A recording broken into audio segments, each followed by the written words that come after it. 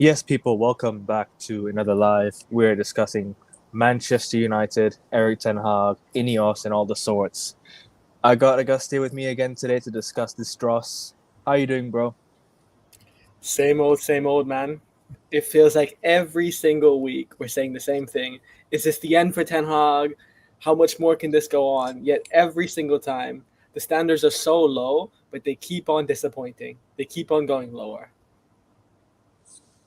Bro, what can I say, man? I was just on the way home from a very important or a very special event I was at yesterday. But anyone in here, anyone that's gonna view this, please smash the like button, subscribe, and all that stuff. Leave your comments down below, because we'd love to interact with you guys. We'd love to, you know, we'd love to discuss football. We love to talk about sports in general. Just leave your comments. Leave anything below. We'll talk about it. Just gonna share this on my Twitter right now. So people, if you could just come and say hello if you stop by. Um, Yeah, and again, I just want to add to what Ekevin said. This is one of the most authentic, unfiltered sports channels. F1, NBA, football, whatever it is, we're unfiltered. He is unfiltered. This is his channel. This is Ekevin's channel. And unlike other content creators, he is not paid by anybody, right? So he can speak the truth here. He doesn't have to suck up to a certain ownership, right, Ekevin? I don't know if you know who I'm talking. SEG. But anyways, yep. Erik Ten Hag, bro. Reports yesterday saying that Erik Ten Hag has bought himself more time. He's been given a bit more of a lengthy, I would say lengthy extension by INEOS until possibly December. Or excuse me, until maybe the next international break. We don't know. But the outrage over the last month on from the United fan base has grown quite a lot. I must say, it's not often you do see United fans. Oh, Ten Hag out. We need to change manager. It's actually gotten to the point where I think they've had enough, and it's gotten to the point where I've had enough. Well, I've had enough a year ago, but these lot were telling me that who you go and get. There's a lot of managers out there that are available. Thomas Tuchel's right there. Nagelsmann might be available soon. Who knows? Hansi Flick was available. Zidane is available, but Zidane's not going to join. Conte was available. People say Conte is not a top manager. Are you sure about that? The guy's won league titles nearly everywhere he's been. Nearly everywhere he's been, he's won league titles. Right? They're not perfect managers. No manager is perfect. But for me, you need to go and get someone that can put you in the win now mode. That can get you in the how do you say it? Get you competing again. Let's just say it that way. We need to be in and around that title race soon. But people say, "Oh, it's unrealistic." It's unrealistic because fans set the standard to be unrealistic. Preach. I put out a tweet yesterday while I was on the way home. Yeah, I'm about to announce where I went yesterday. I went to the United Legends press conference yesterday. They're over here in Thailand. I attended the press conference yesterday. I I met Mikhail Silvestre, Wes Brown, Louis Saha's not here. Excuse me. Dwight York, Teddy Sheringham scored one of the most important goals in the club's history, and I don't know who's the other guy that I met. I met Wes Brown, Teddy Sheringham, Ronnie Andy, Johnson. Ronnie Johnson, and Yeah. Dwight York, and Mikhail Silvestre. All these guys who gave everything to the football club, gave everything to the badge, never ever don't often put foot wrong. Don't often put a foot wrong. They give it all every time they step onto that pitch. Every time they step foot onto that pitch, they give it all. But I have to sit here and watch, players stink out the gaff every week and say and come out with apologetic statements saying, "Oh, we're sorry, we did this week, we did this and that, we shouldn't have done this, we apologize for," you know. But it's the norm at Manchester United now, and the standards have really dropped below the gutter.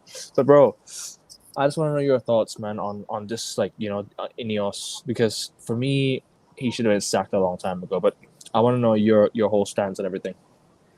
Well, yeah, I think if anyone's been watching the previous shows, our stance is we're in unison. We agree with the same thing. I think for the longest time, Ekevin and I have said that Erik Ten Hag is well out of his depth.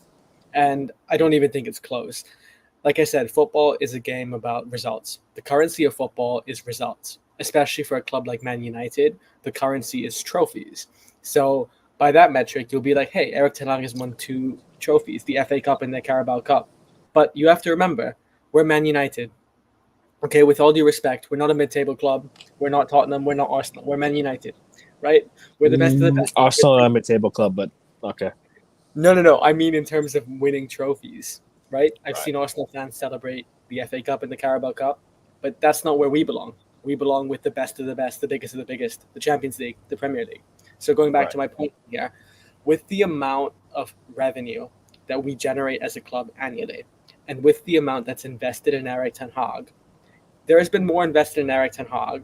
He's been backed more with the signings he's wanted and with the expenditure than any other manager. That's not even close. Mm. I think if Jose or Van Gaal were backed, even just a fraction to the extent that Erik Ten Hag was backed, we'd be in a much better position. Because the one thing about Jose and Van Gaal is not only were they mentality monsters, but there was a style of play. Sure, you can Right. say it's boring, but it got results. There was a vision. So I think with Erik Ten Hag, yeah, he's out of his depth. Any organization would have sacked him a while ago. So the fact that he's not been sacked already to me is nonsensical. It makes no sense. And INEOS to me, again, I had reservations on them. I thought Qatar would be the only force that could plausibly save this football club. But the fan base got really excited when INEOS came in. I thought that was premature. So Ekman, I want to ask you, what do you make of INEOS? Because I know you've told me things privately about INEOS. If INEOS don't sack Erik Ten Hag, your stance on them will be quite strong. What are your feelings towards INEOS? So my stances are on Twitter, bro. It's right there. I've said INEOS out plenty of times now. I said INEOS need to go, right? They're nothing new. Nothing has changed from the Glazers, bro. All we've done is appoint so-called football people and give them the wrong role. Omar Barada is not a CEO. He is a CFO. There's a difference between a CEO and a CFO. He's been given the CEO role and he's done fuck all ever since he's joined. Apart from give Ten Hag that new contract, right? Which he shouldn't have got the new contract, and he should have been. And cool, you make shrewd, efficient signings. I'm not against that. The signings you made, cool. They're not bad signings. But what I want to say about this is, you've given the manager a contract after he's finished eighth, our worst points total in history, our lowest goal score, our lowest points tally in Premier League history, the most we've ever conceded, most shots ever faced, right? Yes, we nicked an FA Cup. Cool. Manchester City were drunk. Manchester City were not the same Manchester City that we faced in the league. They were still hungover from the Premier League win. They were hungover from that Premier League win. We won that FA Cup. Cool, we turned up on the day. Great, we won the FA Cup. I'm happy about that. I'm always happy when United win trophies, right? But we sacked Louis van Gaal for less than what we could sack Ten Hag for. Louis van Gaal finished fifth and won an FA Cup, and we sacked him. Ed Woodward sacked him. We kept Erik Ten Hag after finishing eighth, our lowest position ever in the Premier League table, and our lowest points total ever in Premier League. We've broken so many records last season; it is an absolute joke. This for me is untenable. I don't think this manager can stay any longer. If he gets an extension, if he stays until at least December, or if he stays until January and things have not improved, I hope INEOS do something by January. Because now I can only tell you this: he's probably not going to get sacked anymore this week or next week. He's bought himself more time with the 2 draws that we rescued against Aston Villa and Porto away. Harry Maguire, 10-man Manchester United rescued a point at Porto away, and they're all talking about resilient Manchester United. Oh, Man United, we're never going to stop. Man United, we keep fighting. You don't you don't talk about that after you drew a game against Porto. No disrespect, Porto are a good team. They're a really good team. They're a big club, right? You play in the Europa League, cool. Like you got to draw against Porto. What's that? what's so amazing about that? What's so amazing about getting a draw against Porto away, and Aston Villa away 0-0? I think they were tired again. I think they were tired from the game against Bayern, because if Aston Villa didn't play against Bayern Munich in midweek, they would have turned up for that game. They left it all out against Bayern Munich, and we still couldn't score a goal against them. We were the better team against Villa. We still couldn't score. So much has gone wrong that I don't understand how United are still in this position now. How are we still talking about, top 4 style of play after finishing 6th in the Premier League? Mhm. How are we still talking about finishing in the top 4 after spending 600 million and finishing 6th? And sorry, and possibly, top 6 position and style of play and all that jazz. What the actual fuck, man? Really? Like, why? Why? We are still in this position to this day, and it's sad because I want United to win. I tweeted out yesterday, yeah. I tweeted out yesterday, yeah. Look, I'm gonna show you this, yeah. I tweeted this out yesterday, and people could call me, oh, but you're an emotional fan. You're this, you're that, it's a sad letter I wrote. Okay, let me read it to you. Yeah, what I wrote on Twitter yesterday. Sorry to take too much time talking. Yeah, I'm gonna let you say your bit in a bit. Right. Yesterday, I met Manchester United legends Dwight York, Wes Brown, Mikhail Silvestre, Ronnie Johnson, and Teddy Sheringham. Yeah, all I could think of is all they've done for United is win. They left it all on the pitch. I met them yesterday, and I felt so much better. I'm meeting people that I've given everything to my club, and I can only say thank you. If you ever come across my stream, thank you very, very much for everything you've done for Manchester United, because you have been the rock, the absolute rock that this club has been to this day. Teddy Sheringham scoring one of the most important goals in the club's history had stopped and gave me a signature and a selfie yesterday. Bless up to him. Thank you so much, Teddy Sheringham. Yeah, but bro, the standards have dropped so much. Yeah. And like I said, all we've done is spend 600 million and talk about top 4 style of play. Nothing has changed, man. All we can do is just raise the standards now. For me, we just need, as a United fan base, as a football club, as fans, you and I, everyone watching here, yeah, everyone on the Twitter fan base, everyone on social media. All we have to do now is voice out our opinions. We need to raise the standards of this club, because we have been in the mud for about 11 years now, going on to 12. We after Sir Alex Ferguson retired, we went into a transitional period. Cool. The 13-14 season, I can understand being a transitional period because Sir Alex Ferguson left, right? But then what happened afterwards? We regressed. We got 4th, won an FA Cup. Cool. That should be the norm at Manchester United, winning trophies, right? But now I can't even banter anyone but my club. We're 14th and it's 8 games played. We've got 7 points in 8 games. Worst start to our Premier League season as a United ever. For United, this is the worst Premier League start. 8 points. Sorry, 8 games, 7 points. Last season we got 9. Only in 1920 we got 9. Sorry, 7 points this start, 8 points, 8 points. Yeah. Oh my days, it's so embarrassing, man. And you know what?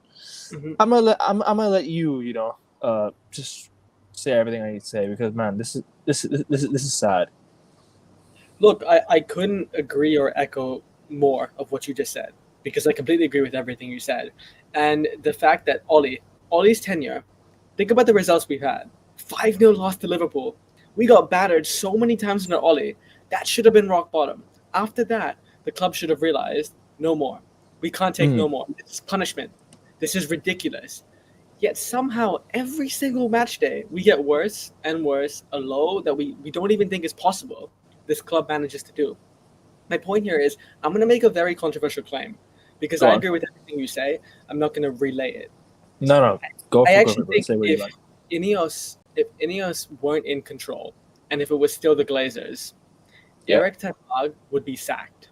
I agree. He'd be sacked by now. I agree. Because the one thing about the Glazers is, yes, they they're not sack managers fast.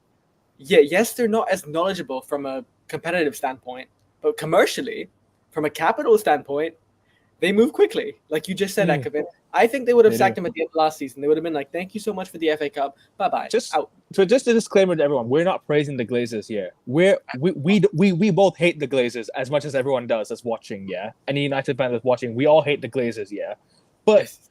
I just need to make this point. Yeah, the Glazers would have sacked Ten Hag a long time ago, and that's not even a praise to the Glazers. That's giving them stick because of the shit that they've done for us post Sir Alex Ferguson. Yeah, And- keep sacking managers because you never backed them. I feel for Jose. I feel for LVG. These two managers are the ones that I really, really feel for. They're the ones that I think that should have been given more time and more backing. But Ten Hag and Ole and David Moyes, I'm sorry, they were never good enough for United in the first place. And for me, I think they should have been sacked a lot earlier than when they got sacked. But continue what you're saying, bro. Sorry to intrude, but I just need to say it. I agree with what you just said. Thank you for making that point here. I think it goes to show two things. One, INEOS aren't ruthless enough, and there is clearly no vision, because usually and conventionally, when a new regime comes in and when they take power, they want to dictate everything. So, and I think we all knew when INEOS came in. Initially, the press were like, they're not as fond of Erik Ten Hag. Everyone thought they could relieve Erik Ten Hag of his role, but they didn't. They kept him. And then they undermined him by talking to other managers during the summer, but they still didn't decide to sack him. So it was like, hang on a minute. You don't want Erik Ten Hag, but you're still keeping him. How does that make sense? Fine. And then they back him completely. No problem. And then when the season starts, we have the worst records. Like, records are there to be broken. Erik Ten Hag breaks them every single time, but negatively. But still, they don't sack Erik Ten Hag. So then you just wonder, are they really in control? Because it makes no sense to me, because I thought they wanted to sack Erik Ten Hag. But two, if they are in control, they're really spineless. They are worse than the Glazers. And that's not a joke, because this season is beyond rescuing. We're not going to win the league, for sure. No doubt about that. But again, maybe you people in the comments can call us deluded. Surprise, surprise.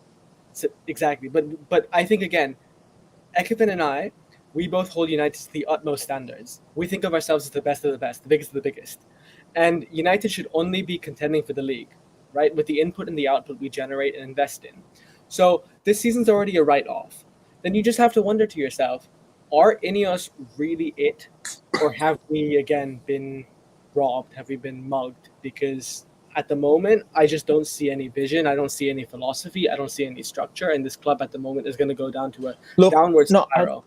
I think there is structure, but there's no real philosophy.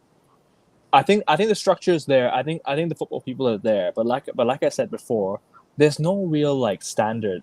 Like they've not set any standard. Omar Barada has come out and said we need to win the league by 2028. Cool, 2028. If we don't win the league by 2028, what are we gonna do then? What are we gonna do by 2028? If we don't win the league, what are we gonna do? What are we gonna do? Because I'm just wondering, yeah, how many more processes and projects are Manchester United going to set out for other managers to come in and fail consistently? Because you know why they fail as well? Because they're dealing with players like Bruno, Rashford, had to deal with McTominay, they had to deal with Maguire, Shaw, right? The same players that have caused problems in the past. They're still here. They're still here, people.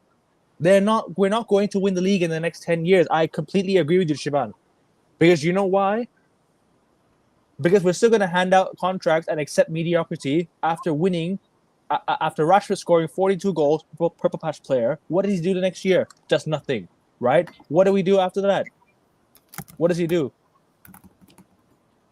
How am I clueless, man? How am I clueless? Tell me how am I clueless? We both have supported United all of our life, right? We both support United all our life, and trust me, yeah, we only want the best for our club. Us saying Ten Hag out, right? We don't think he's good enough for United. Look, I want Ten Hag to succeed. I wanted Ten Hag to succeed, but he's not going to, because he's completely lost the dressing room again. There's no accountability held by anyone of this club. That's the biggest issue. The accountability is that one thing that United lack. and have lacked for many, many, many years. Go on, bro.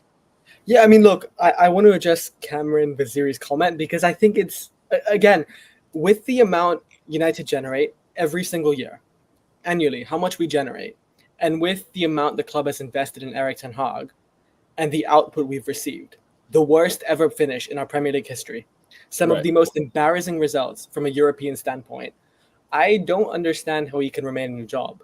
I'll say this again. I'm not sure if you watched the previous live streams, but if any other high level professional produced this outcome, they would be relieved of their role a long time ago. And Yeah. I think, if I'm not mistaken, we have lost by 3 or more goals 25 times or more since Erik Ten Hag has come in the job, or we've conceded 3 or more goals. That is reprehensible. After 10, he should have been sacked already. But it is astonishing to me how he's still in the job. And again, I think the fact that INEOS are still keeping him on is very scary because if we're saying the Glazers would do a better job than them, the Glazers, reminder, the Glazers only care about a commercial standpoint, not a competitive standpoint, but a capital standpoint. If the Glazers are doing better than INEOS, we are in serious trouble.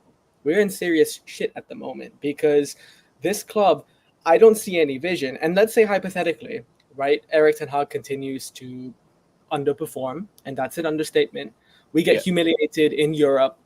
We don't get results in the league. He gets sacked in a few weeks. What's next? Who are we going to appoint? Because the club has already talked to the likes of Thomas Tuchel and Simone Inzaghi, but they've been rejected. So what's next for this football club?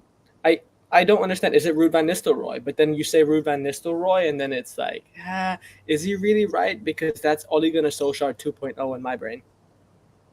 No, what I would do is I would have given, yeah. I don't think he'll accept the contract, but I want Thomas Tuchel on an interim for now and until the summer and see how many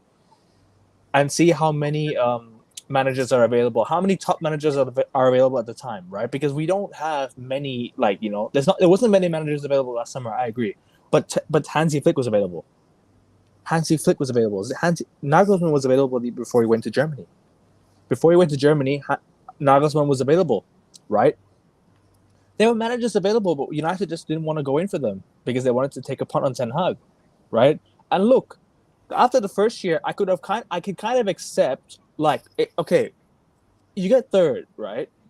Third is not a bad, it's not a bad position considering where you finished the year before, okay? But why finish eighth the following year after spending even more money, getting back into the Champions League and claiming that we could get better players? Nothing has changed. It just every time we get Champions League football, it goes back down again. And when we're in the Europa League, we tend to do much better than when we're in the Champions League. And it's a weird pattern. It's a weird cycle at United. I always see this. Yeah, it's always the same old every season, because we always sign the better players when we're in the Europa League, right? We signed Mount, Onana, by India. We didn't even sign many players last year because apparently United couldn't spend. We had to sell to buy. We loaned in players again last year. The year before we bought Casemiro, Lisandro Martinez. We bought Casemiro, Martinez, Eriksson. Keep reminding me who we bought. Anthony. And that's it. I can't really remember much, but we've loaned in a lot of players, and I think Sabitzer was one that we should have kept after loaning him in. But yeah, look, 100 million defense, cool. We spent 100 million defense. Nothing's improved. We're conceding goal after. We're conceding so many goals. We're conceding the same type of goals after. You know what's funny? Every time we go 2-0 up, or at least I say 3-1 up, yeah, United have thrown away so many leads. I remember the Galatasaray game, 2-0 up, cruising. Onana makes a mistake, 2-1. Then we go up 3-1 again. Yeah? And then 3-2, 3-3. Bosh. Heads drop. United have this weird mentality that every time they concede, their heads drop. Even while being up. Yes. Even while being up. Our defense has not improved. Our attack is not scoring enough goals. And that's been the problem last season. We didn't fix that issue. Yes, Højlund's a decent striker. I'm not saying Højlund's a bad player. Look, he isn't, okay? But he's not going to score you 20, 30 goals a season in all comps at the rate we're going at. I would have liked a player like Osimhen or someone like that. I would like a player of that caliber to come in, right? Yeah, and people talk about creativity is not an issue. United had the most big chances missed in the league this season. We had the most big chances missed in the league this season, and people want to tell me that it's a lack of a creativity. I don't think it's a lack of creativity, people. I really don't think it's a lack of creativity. I think it's more of a lack of clinicality. I think if that makes sense, like being clinical in front of goal. Excuse me. But yeah, I just want to point out something. 151 people watching. It's a record record amount of views. Please smash the like button and hit subscribe because I would love to get to 150 right now because the rate we're going at. Hierarchy looking managers after it. Yeah, it is because look. Because if they really wanted a new manager, they would have gone in for a new manager, right? If they really wanted somebody, they would have gone in for him. It's clear that these guys want to keep Ten Hag. It's clear. I understand looking at Thomas Tuchel, offering him contracts and everything, but these lot did not. If you really wanted a manager, you'd have gone in for him. You'd have gone and splashed that money. You'd have gone and throw that money at the manager because we've done that many times. Go on, bro. Sorry, I was just about to finish up. Yeah. No. I'm not sure. I think at the moment, looking at INEOS from an outside perspective, from across the world, I don't think they really know what they're doing. I really don't, because if you wanted to keep Erik Ten Hag, you would comprehensively back him, right? There would be no rumors or murmurs of looking at other managers, going behind his back and talking to these other guys. So the fact that they did that, one, already undermines him, already puts him on unnecessary pressure. And I'm not defending Erik Ten Hag because I think he's well out of his depth. No style of play, no system, no structure. Sure, there's some improvement from a pressing standpoint this season, but it's so minimal. I think at the moment, I really and genuinely believe that INEOS don't know what they're doing. They really don't. Because are they listening to are they looking at the revenue? Is it too expensive to sack Erik Ten Hag? What is the problem? I don't understand. And again, I just there's no logic.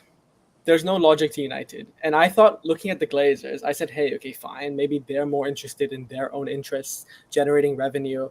It's not going to get much worse. Maybe INEOS could be a bit better than them. But INEOS are worse. So, Ekman, I want to ask you, where do we go from here? Is it time that we finally accept that Man United, once the biggest club in English football, the biggest club in English football history, especially from a fan standpoint, a support standpoint, but also from a result standpoint, are we just here to say that United aren't that club anymore? We're not here to win trophies. Our peak is top 4, and that's it. What would you say? Because at the moment, there's no vision of winning titles at all. I'd say we're more on the trajectory of going down, further down the table. Because we finished 8th last year, right? We finished 3rd the year before last. We finished 6th. We finished in every single position, in the top 8, apart from 9th and 10th, post Sir Alex Ferguson. Sorry, not post. We haven't finished top yet, but ever since the Premier League was founded, we've now finished in every single position in the top 8, top 10, apart from 9th and 10th, which is scary. It is scary because, bro, we're regressing day by day, or season by season. People can say, "Oh, but we finished 3rd." What does 3rd have anything to do with progression? Manchester United should be in around 3rd place, anyways. We should be in it. We should. You know what? Sir Alex Ferguson never finished below 3rd in his whole entire Manchester United tenure. Never. It's embarrassing that we're now talking about 4th, 5th, and all of this. I don't want to be talking about 4th and 5th. I want to be talking about title races, like what we did with Chelsea back in the day, what we did with Arsenal, we did with Liverpool one season. City, we were in a title race with Man City at one point. We were in a title race with Man City. We beat Man City to the title in 2013. We lost to them in 2012, right?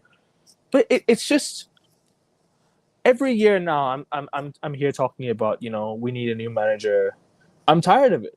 as much as, trust me, I don't want to be talking about new managers year in, year out.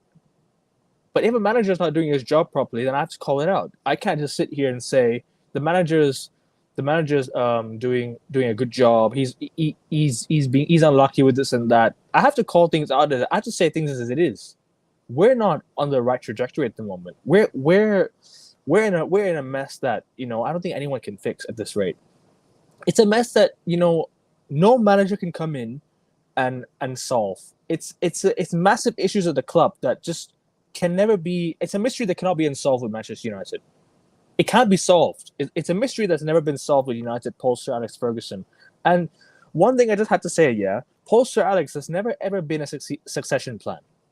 There's never ever been a succession plan with Sir Alex Ferguson because we've never had this long-term plan. What we're gonna do post Sir Alex. Sir Alex Ferguson has never set the bar for anyone. David Moyes came in, finished 7th with the same players that Fergie did the year before. Cool, the players were getting older, and I don't want that, right? And I didn't like the fact that we didn't improve on that. We didn't improve on the players, yeah. We're not getting any better as it goes. But yeah, sorry. I just need to point that out. We're just not getting any better at the moment. I think things are getting worse as it goes, and yeah, and I didn't Terzak. I don't know. I don't remember who he is. Is he like manager from the Dortmund? Okay, maybe not. I maybe okay. You know what? If he can show something with Borussia Dortmund this year, if he can go on a run or something, but I don't think he will. I'd go for, if I had to just go for one right now, Thomas Tuchel's available. He's literally right there. Just get him. I know he rejected us last summer, right? But we can easily get him right now. If you want him, yeah, get him.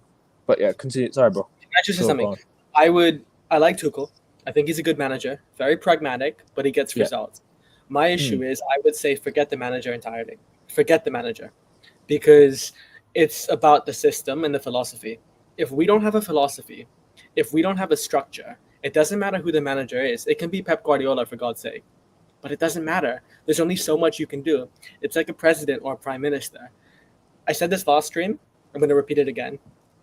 Your cabinet around you, the personnel around you, the squad, the staff, the structure, the board, they matter more. Without them, you can't do much. If you're not co-aligned, if you're not co-opted in the same vision, there's only so much you can do. So I think forget Thomas Tuchel, forget Inzaghi, forget...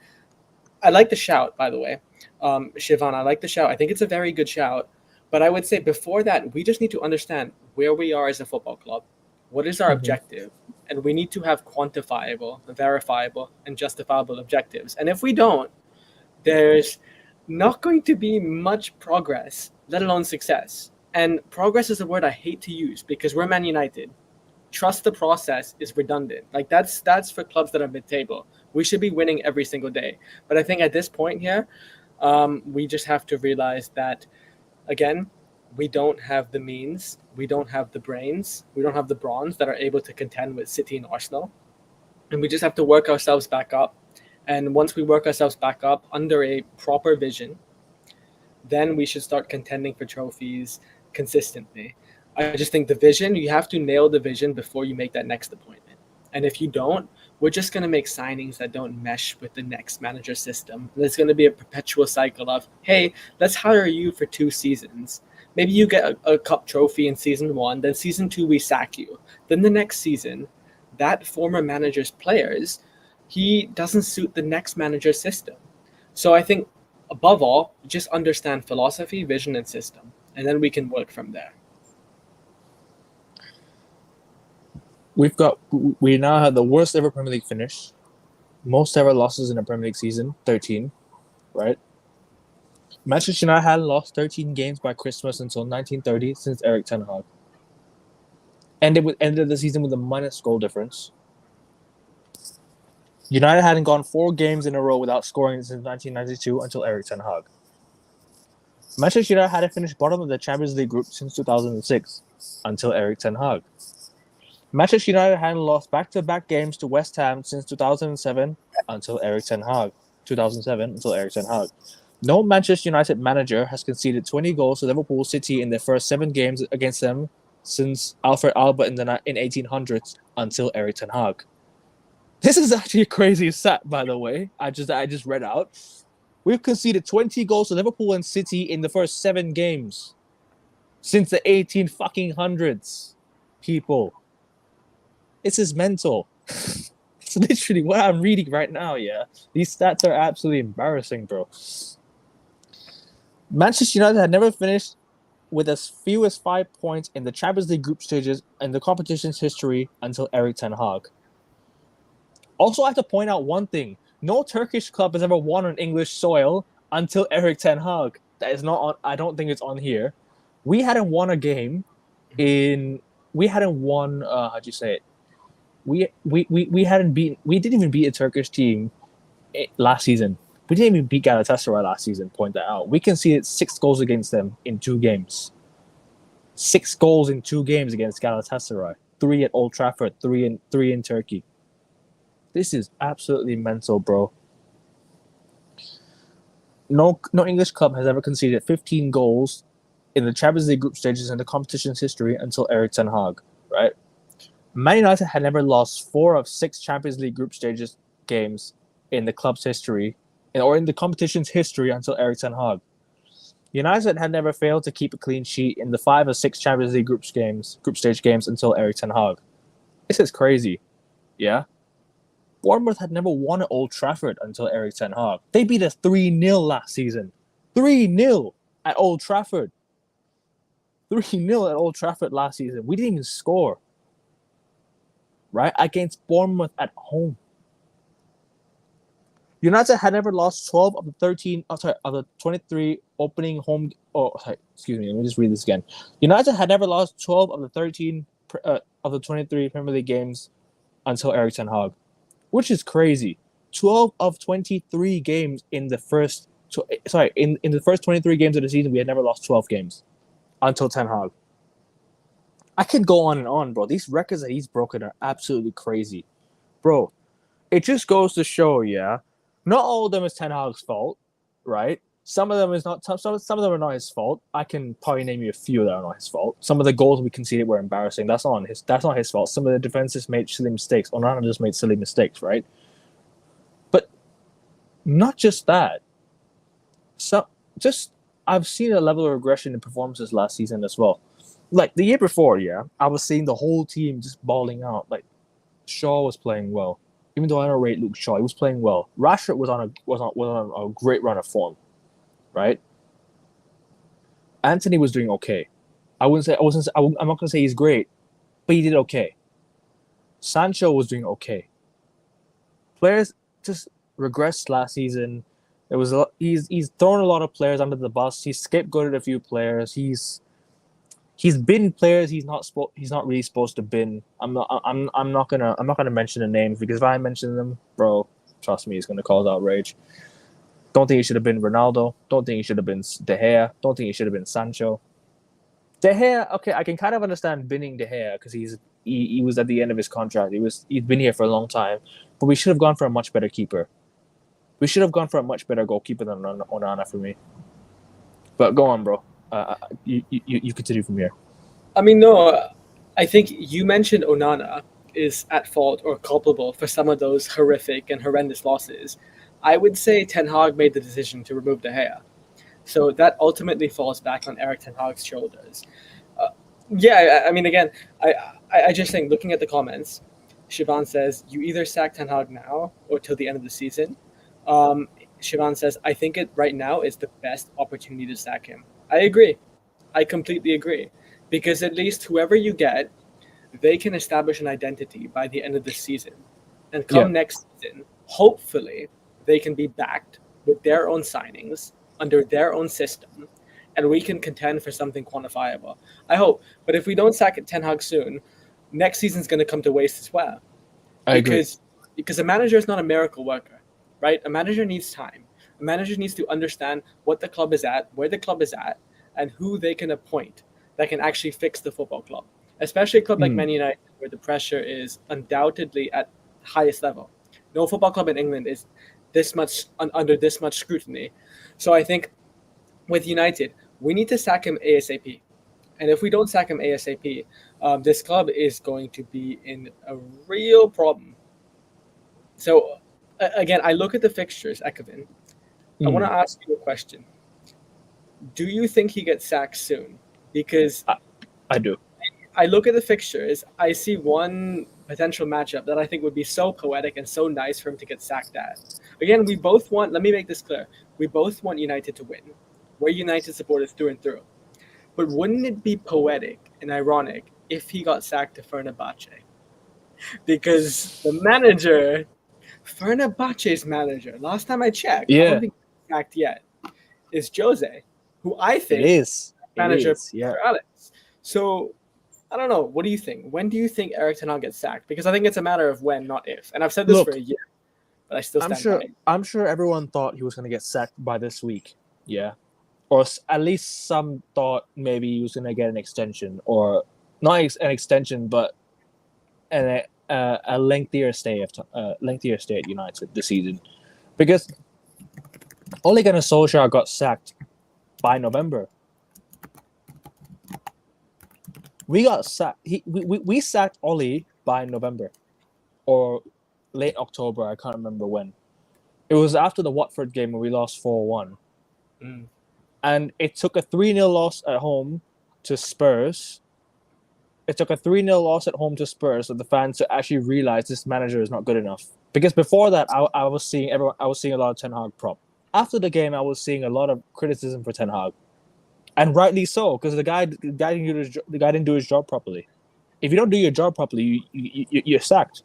Simple. You can't possibly get a lengthy stay if you're doing the job like that. By the way, 200 people in here, record views. Please smash the like button when you come through, and please hit the subscribe button because it'll help out the algorithm as well. And can I just add something? I don't want to interrupt, but because for the people that didn't see the beginning of the stream, Ekavin here is one of the only places to get authentic and unfiltered content, whether it's about and football, sports people. Exactly. Whether it's about football, NBA, or Formula One, he is not financed by any profession, any agency. Any agency. I say it as it is. I wonder who is in our fan base, Ekavin. I wonder who is financed by agencies. But Ekavin is not. So if you truly want to hear the voice of Man United fans, listen to Ekavin.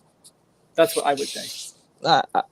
You as well, bro. Honestly, I can say the same to you, because honestly, you also say things as it is, and not just me. And a lot of United fans out there say things as it is, but we're always called negative, toxic, and all that stuff. But yeah, moving on. I just wanted to say, I think he will get sacked. I think he will get sacked. I don't know when, but I don't think he lasts this season. I don't think he lasts this season for sure. I think he's gone by probably. If we lose against Fenerbahce, then okay, it might get peak, because let's not forget we're in a league phase this year, right? We're in a league phase where we have to win every single game now, or at least for 5 or 6 of your 8 games. You need to get at least, let's say, 16 to 17 points minimum to go through, right? I think around 16, 17 points minimum to go through. But bro, we haven't won a game in the Europa League. We faced FC Twente and Porto. Twente, we drew at home at Old Trafford, right? We drew them at home 1-1. We lost to Porto after being 2-0 up. The same story as the Galatasaray stuff last season. The same story as the Copenhagen game away last season. The same story as a lot of games I could name last season where we drew 3-3 or conceded more than 3 goals in a game. We've conceded 3 goals, more than 3 or more goals, for the 25 times with Erik Ten Hag. 25 times with Erik Ten Hag, we've conceded 3 or more goals. It's an embarrassment. Fergie had 26 years, but he didn't do this many. Even when we were bad, we didn't concede more than 3 goals in like more than 10, 20 games like this. It's absolutely mental, man. And I just don't know where we go from here, man. I really don't, because I've done plenty of streams regarding Manchester United. I've done plenty of United talk now on this channel, and trust me, I just want to praise my club. I just want to, see my club rise again. I want to see them win again. I want to see us, compete for titles, win trophies on a consistent basis. Yes, we won back-to-back trophies. Cool. That's the aim of sport. That's the aim of an elite sport, to win trophies, right? But there should be context to it. We finished 8th, people, right? And fans wrote a letter to INEOS saying to keep this manager. I've never seen this level of support from Mourinho, Van Gaal, Oli. Even Oli's a legend, but I never saw him get this level of support. I never saw David Moyes. I never saw anyone else get this level of support until Erik Ten Hag. Yes, we have a new board. Yes, we have a new structure. But what has changed? What has changed? We're still the same Manchester United that everyone is bantering, everyone is seeing, getting crap, embarrassing results day in, day out. And the stuff we're doing off and the stuff we're doing off the pitch as well, an absolute embarrassment. We're still holding on to Ten Hag, and we have an international break now. Yeah, Ten Hag's gone on holiday. Perfect time to sack him. Perfect time to say goodbye. Bro, don't come back. Clear his office. Make sure he doesn't come back. This is the perfect time to get him out of the club, because, bro, we've got 2 weeks for the club for the players to come back, and with a new manager, a fresh face at the helm, we can easily, yeah. I was looking forward to the Brentford game because I'd had a good feeling Ten Hag was gonna go. I thought he was gone. I thought he was gonna get sacked. I was like, you know what? I'm looking forward to the Brentford game now. I'm finally looking forward to a game. I haven't looked forward to a game properly in a long time, right? The last game I looked forward to, yeah, in a long time. Sorry, the last game I looked forward to was probably The FA Cup final? no, not even that. I wasn't looking for. That was the first ever cup final I never looked forward to. I thought we were gonna get destroyed. Wow. I genuinely thought we were gonna get destroyed that day. But you know what? We won the FA Cup. Cool. I add that to our trophy cabinet. But the manager should have been gone after that final. 100%. I mean, if Van Gaal Should have been did, gone. why wasn't Erik Ten Hag? Exactly. Like I mentioned before on the stream, Van Gaal got sacked for less. He got sacked for much less in lesser time. Finished 5th and won an FA Cup and got sacked because we went for Mourinho. Mourinho, I think you know what it is? Jose Mourinho was already waiting for United job since he got sacked from Chelsea. He told United, I want to manage United. Yes. He must have had a meeting with United before, like in December. They were going to give LBG to the end of the season so they could ride it out and see where we finish with him before they make the decision to sack him. And you know what? It kind of paid off because we won three trophies in 2016-17. We drew way too many games in the league, which I don't think we should have. We looked good on paper, but we were crap on the pitch, right? People talk about qualifying for Champions League, yeah, top 4. We won the Europa League to get back into the Champions League. We won the Europa League to get back into the Champions League, people. We did not have to get to the top 4 to get back into the Champions League. If you want to get back into the Champions League, compete for the league. No one's going to take you seriously if you come 4th or 3rd. People will take you seriously if you're consistently winning leagues. Look at Man City; they won a Champions League. Because you know why? They consistently win the league titles. They've been taken seriously by every club now, or nearly every club in the world. This, for me, them as a football club have set the bar for most clubs. Not in terms of their charges. No, their charges leave that out of this. Leave the charges out of this, right? The standards of Manchester City. Go listen to Khaldoon Al Mubarak, right? Khaldoon, their chief, their chief executive, right? Khaldoon, right? And he came out with a statement saying winning is the only what do you call it? It's the only objective. It's only objective. It's a failure. And to me, winning is a norm. That only mirrors one other club, Real Madrid. That's it. Yep. Real Madrid are the elitist football club ever. Let's not even get to them. They've set the bar for everyone for me. Sure, and I completely agree with you, Ekavin. But if you don't believe, it's cliche, but if you don't believe, you're not going to achieve. So, again, that's why Real Madrid and Man City compete every single season, every single trophy. because winning is the only objective. Everything else is failure. And once Right. you detox and minimize the standards, you're going to settle for mediocrity eventually. And it took 10 years for United. I want to add to something you said about Jose. Yeah, I mean, since Sir Alex left, this club has been in a hellhole, no doubt about it. But if you, again, I want to ask you, do you think this is obviously retrospectively? Retrospectively, it's easy for us to criticize decisions, but Yeah. do you think we should have appointed Jose after Sir Alex left? Do you think that would have changed the trajectory of this club in any way, shape, or form? Because he was available. Sorry, what do you mean, Mourinho?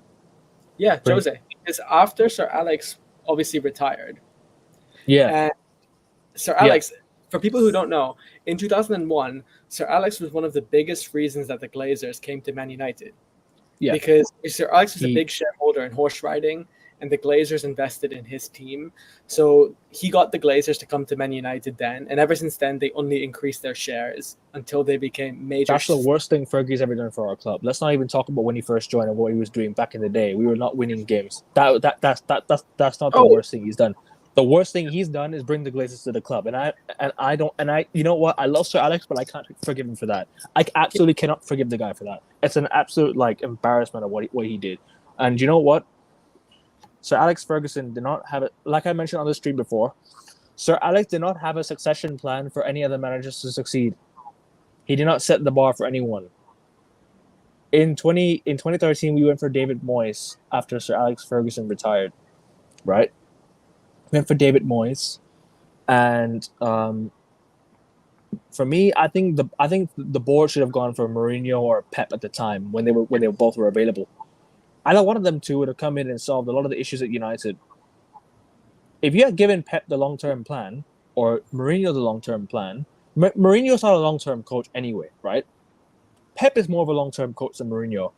But if you really wanted to talk about long-term planning, long-term succession planning, we should have gone for Pep in 2013.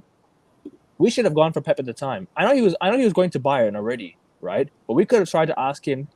Fergie, he could have been the manager to replace Fergie, because we would have been in this mess today, in terms of on the pitch. Off the pitch, we're always a mess. Off the pitch, as long as the Glazers are here, we are a mess off the pitch. Always, we will always be a mess off the pitch unless the Glazers leave the club, and unless somebody comes and buys the club 100%, or INEOS takes over 100%. I'm INEOS out as things stand. I'm INEOS out as things stand. Because if they're going to keep Erik Ten Hag, right, then you can't. Then I'm sorry, there's a lack of ambition from you guys. You can't manage my club. You can't run off the pitch stuff for United. 28% does not mean owning the club, mate. Yep. It just means that you own a few shares. But go on. And did you see the Jim Ratcliffe interview earlier this week about Erik Ten Hag? He was asked about Erik Ten Hag, whether he has faith in Erik Ten Hag or not, and he didn't say he had faith in Erik Ten Hag at all. He deflected the decision onto the people he appointed, like Dan Ashworth, for example, or Omar Barada. But the fact that, again, I think even if you're Jim Ratcliffe, you're the financier. You're the man with the most power at the club. You can sack these people at any given moment. The fact that you didn't say you have faith in Erik Ten Hag and you deflected, yet the club still keep him. I mean, come on. Yes, of course, Erik Ten Hag is there to blame, because there's a lot from a tactical standpoint that could be improved, almost everything. But as someone who is one of the biggest donors to the club, if you don't back the manager, how deflating, how morally demoralizing is that? So again, I think it's a systemic issue where, yes, we blame Erik Ten Hag, but even after Ten Hag gets sacked, people like Jim Ratcliffe, for the such short amount of time they've been at the football club, they have to accept accountability. They have to reciprocate responsibility. And I don't see any connectivity. I don't see the Glazers and Ratcliffe aligned at all. I don't see what INEOS are trying to do. I really don't. You, Ekavin? Because I don't. INEOS, the Glazers, they're the ones that are, making the decisions off the pitch. More so INEOS, because INEOS runs the sporting side of things, right? If INEOS are telling me that they want to get United back to the top, the fans have already lost faith in Ten Hag. They're still keeping the manager here. Why don't they listen to the fans? they should listen to the fans, because the fans have voiced their opinion on Ten Hag on Twitter. Although INEOS are not one to read Twitter, they're not one to read what's going on Twitter, but they're one to at least listen to what the fans are going to say about Ten Hag. I'm seeing fans clap for the players after walking off after a 3-0 loss at home to Spurs. Really, 3-0 loss at home to Spurs, and you're clapping these players. They've done fuck all in the game, and you're still clapping for them. Why? They've done absolutely nothing to warrant your support. You can support the players on a day when you win, but when we lose, show a bit of standard. Show some accountability. You're not called the crap out. You're the ones behind it. You're the ones behind, staying behind to give a round of applause to the players for putting in a shite performance every fucking week. Prior to that, we drew 0-0 away to Crystal Palace. Prior to the Spurs game, we drew 1-1 at home to FC Twente. What more do we need to do? Like I mentioned on my thread yesterday, yeah. I mentioned us as fans, we need to raise that bar. We need to raise that standard. We need to get this manager out of here, man. Seriously. We should demand change. If something goes wrong, we need to demand change. We need to demand an overhaul in the club. Football people can come in, cool. You can bring in some football people, right? You can they can join the club. They can come into the club, no problem at all. No problem. But if they're not doing the job, they shouldn't be here. There's no accountability. Like I'm gonna say this many times. Manchester United lack accountability. There's no one in that boardroom that's gonna tell you, Erik's here. We need to give him time. Erik's been here for 3 years, mate. He's been here for 3 years. He's had 600 million to spend, and he's done fuck all ever since, apart from winning the FA Cup and Carabao Cup. But what does that papers over so many cracks? Can I just say something real quick? Go on, because bro. there are 300 viewers watching this live stream. I want to say to the ones that are Man United fans, yeah, if you really want to hurt the club, if you really want to make change, you have to track the money. You have to hurt their pockets, not their feelings, because they don't really care about what's happening on the pitch. Hurt their pocket. You have to stop buying their merchandise. You have to stop funding them, because if you're complaining about them, and if you're funding them, it's contradictory. It's hypocritical. Why would they care? They don't care about your opinion. They don't care about you, Ekevin. They don't care about me, Ekevin. But if we're hurting their pockets, if we're hurting them financially, then they'll have to listen. Then they'll have to change. So if you truly care about the club, I want every Man United fan to know, track the money, understand the motives and the incentives, understand what the Glazers are thinking, empathize with the Glazers, get into their shoes and understand how are they thinking, why are they thinking what they're thinking. The reason they've been able to milk Man United as a cash cow for the better part of 2 decades, and the same with INEOS for the better part of 6 months, is because the fans have been so distracted with propaganda. They've been so focused on circumstantial propaganda, whether that's, is this player good enough to start? Is this player bad enough to start? Again, these are issues, I agree. But these are managerial issues. These aren't issues that fans necessarily impact on. If you really want to make change at this football club, I hate to say it because Ekevin and I think I speak for you when I say this. We don't encourage violence whatsoever, right? Yeah, of course. Only time that the fans have actually made a significant impact is during that lockdown game, that lockdown protest. We mentioned it on the last stream with Prime against Liverpool, because that hurt them. That hurt their revenue, right? That hurt them commercially. That hurt their TV revenue. So if we hurt them from a revenue standpoint, the Glazers will actually think, oh shit, we might actually have to make a change. Or INEOS. But if we don't, why would they? Because sacking Erik Ten Hag is a net negative from them, from a financial standpoint. And Joseph Risbro, I see, he says, if Ten Hag doesn't grow a hair by the end of the season, by the end of October, he should be sacked. I don't know about you, Ekevin. I agree with that comment, because that's more logical than INEOS. Should be sacked anyways. Amen. It is what it is, bro. I mean, we've been in the trenches for a long time. we'll still be in the trenches after the stream. Obviously, as United fans, we're still going through hell.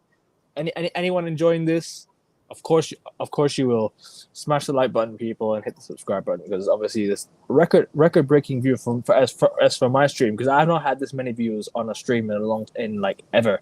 231 people watching. You can easily get 231 likes. Come on, people, go and hit the like button, and make sure you subscribe as well, because we're out here creating content for you. We're out here doing streams, talking about sports, about United, our favorite clubs. We'll be doing Premier League roundups. We'll be doing NBA people. NBA's around the corners. Let's not forget. And there'll be some NBA content as well coming for you. And there'll be maybe an F1 as well. Back into the F1 season is coming as well. That's gonna be a massive one. Me and Augusti have discussed it many times about Max Verstappen, Lando Norris, and McLaren versus a Red Bull, Ferrari, the struggles of Ferrari, and all that sorts. Go and check them out, people, and go on and subscribe. F1's going to be here soon. NBA is going to be here.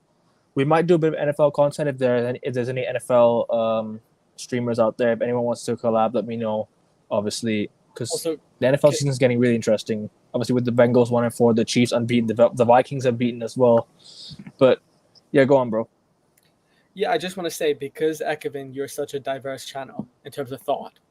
Yeah. Tennis. There was some big news in the world of tennis earlier today. Yes, I forgot to bring this up as well. Rafael Nadal has announced his retirement from tennis as well. Obviously, you and I, we're both massive tennis fans. I'm a Djokovic fan. He's a Roger Federer fan, or was a Federer fan, because Federer's now not in the game anymore, unfortunately. Don't have to do that. Don't have to do me dirty. I did say unfortunately he's not in the game anymore. Unfortunately, he's not in the game anymore. Roger Federer, good. One of the greatest players to ever play the game. And Rafael Nadal, for me, honestly, look, he's just simply the king of clay. Let's just not twist. Let's not twist anything. He is the greatest clay player we've ever seen. No one is ever going to beat what he's done in his career. 13 Grand Slams at the French Open. 14. Excuse me, 14, which is absolutely mental to even think about, because nobody's ever done 14 slams in a Grand Slam on one show. He's never lost a final as well. To 14-0 is crazy to think, people. It's crazy. But yeah, happy retirement, Rafael Nadal, man. Honestly, what a great career, great achievements in tennis. A genuine sportsman. Just in general, one of the goats of not just tennis but sport. And obviously, hopefully, he'll have a lot to play for in all off the court stuff, because nowadays we've seen a lot of shit with the tennis association in the world. I'm not gonna go into it, because it's gonna start a debate with Yannick Sinner and all that stuff. But we shall see, because he's one of the genuine people that has done good for the game. Him, Federer, Novak, done good for the game, and these lot will be an inspiration for years to come. But yeah, happy retirement, Rafael Nadal, and we're gonna wrap it up here, people. It's been emotional, to say the least, because we're out here talking about United. We're out here talking about how we've done it in the past, how we've been doing, and all that sort. But let them know where they can find you, people. Let them know where they can find you, bro, and let the people know that that is go on, bro. Let them know where they can find you. Look, I just say, if you want to find me, subscribe to AN Sports. That's it. And obviously your Twitter as well. Make sure, tell them what you're doing. Tell the good stuff you're doing, your content, and what you have coming out as well. So if you want to follow my account on X, it's Augustia Bajaj 28. I'll type it in the chat. I cover politics and sports. But if you really want to hear from me, come to this channel, because we talk a lot. This as well, man. I had to point this out. Yeah, George Baldock as well. Very sad to hear what happened. Honestly, he was. What's funny? He was in my FPL team last year as well, and and I'm not trying to say that's any coincidence or anything, but it's just sad because a player the age of 31 still playing in his career. The England Greece game is going on. Yeah, they should have canceled the game in my opinion. They should have canceled the game in terms of because he was born in England, right? But he's Greek and he plays for Greece. He plays in Greece as well. At least if you're not going to cancel the game, at least make a mini cup for him or something. Do something to honor him in a way, because he's a young footballer. He's lost his life. It's a very very unfortunate, very tragic events. But yeah, it's sad, man. Honestly, I want to say to what Cameron Vaziri said. Yeah, George Baldock is he's a cult hero in many ways. When Sheffield United under Chris Wilder, when they got promoted, he was exceptional. He was a very good defender, very talented, very charismatic.